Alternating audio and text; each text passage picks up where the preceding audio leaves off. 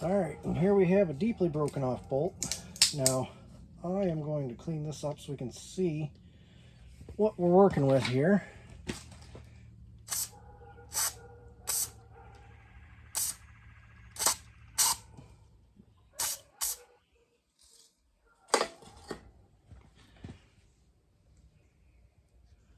Yeah, that thing's pretty rusty. It's been that way a long time. Somebody broke it off, and it looks like they tried to get it out and made it worse, galled the threads. So, here we go. So the first thing we're going to do is we're going to try and clean up all the area around the bolt as much as we can so that the bolt comes out without getting hung on anything. So all I have here is just a standard deburring bit, nothing special. We're just going to take it.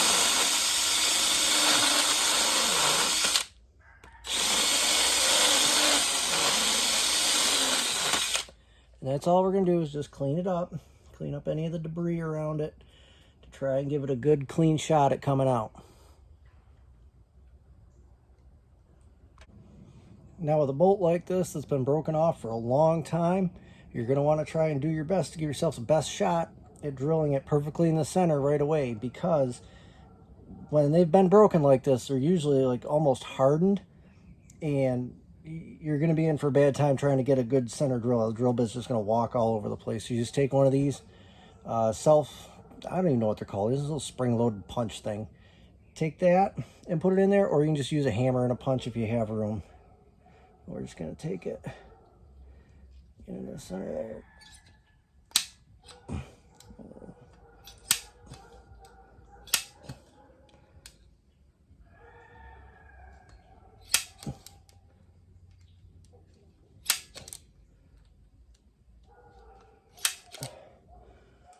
Now we have a little divot that'll hopefully let us start center on this thing.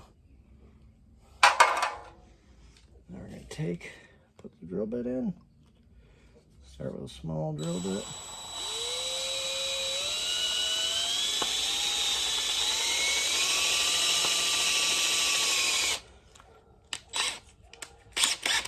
Okay, and it's eating in there.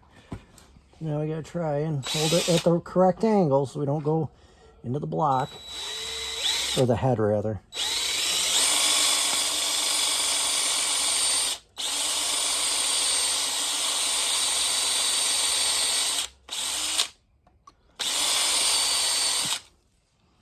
These are cheap Tractor Supply bits. I buy them cheap cases of drills for like $7, and every once in a while they're on sale for like $3, and you just buy a whole bunch of them. And I used to buy expensive Mac and Snap-on drill bits, and they go dull just as fast as, you know, a cheapo bit. So I'd rather just buy the cheap ones and just burn through them and not care.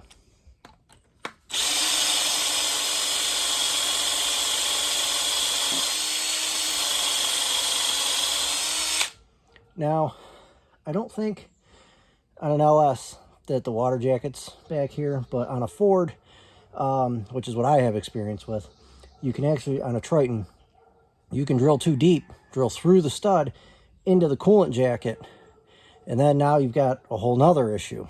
So only try to go in there a quarter, half an inch, not anymore. You don't need any more. It's not going to help you.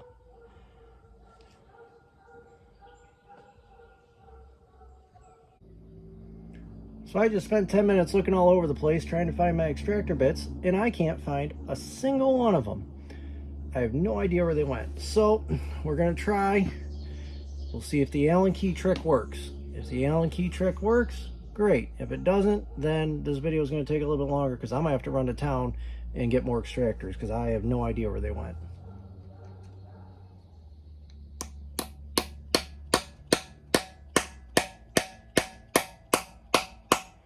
I've done this a dozen times when I've broken off or run out of all of my extractors before, so I have faith that as long as this isn't too hardened, it should work. However, I don't have faith in where in the world I put my ratchet.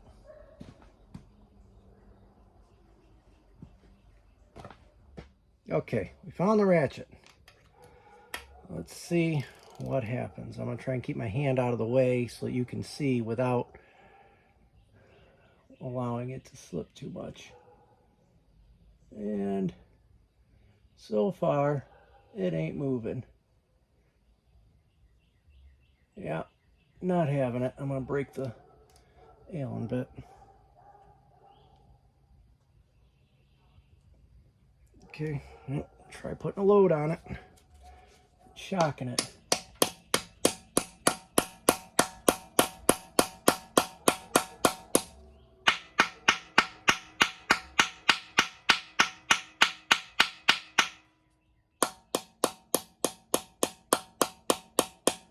Nope, not going to happen.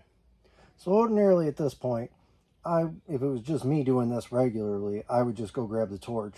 Well, I would take my Allen key out, get the torch, heat this up, and then pound the Allen key back in, and while it was still hot, spin it out. However, I'm trying to do this like an average guy in his driveway who doesn't have a torch handy. I do, because I got all kinds of stuff. I'm a diesel tech, but I'm trying to do this like the guy in the driveway would do. So we're going to try another option that has worked in the past, and we still may end up having to go to the torch. And if we do, I mean, it's not a big deal. You can go to Harbor Freight, Lowe's, any of them, and get a little MAP gas torch, and it'll do the same thing. It'll just take a little bit longer than an oxyacetylene torch, which is what I have. So, or if you live in the Rust Belt and you work on your own stuff a lot, just go buy an oxyacetylene torch set. You're going to use it.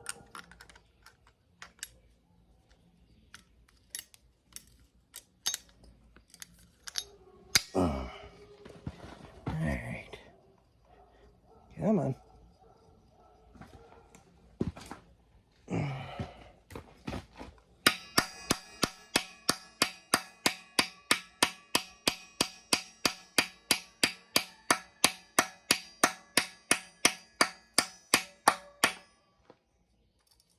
And the vice grips just slipped.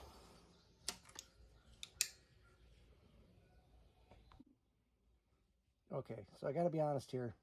I thought I was filming. I accidentally didn't hit record.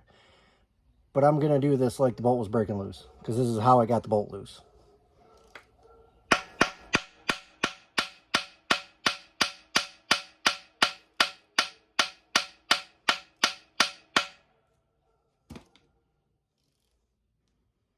I don't know if you can see it on the camera, but the bolt is coming out.